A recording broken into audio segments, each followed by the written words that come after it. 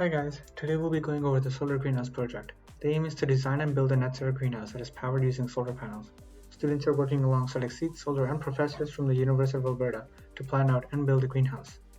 Alberta's weather poses a tough challenge for designers as the temperatures can drop below -30 and the winds can be up to 90 kilometers per hour. Our design takes into account these factors with the addition of heat pumps and a strong base for the greenhouse. The picture is of a previously installed greenhouse in someone's backyard. Heat transfer occurs when there is a temperature gradient between two surroundings. For example, the inside of a greenhouse will get cold over time because it transfers heat to the outdoors, especially in the months of January and February.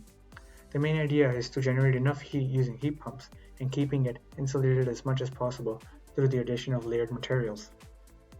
A heat pump utilizes the concept of heat transfer, in which heat energy naturally wants to move to areas with lower temperature and pressure.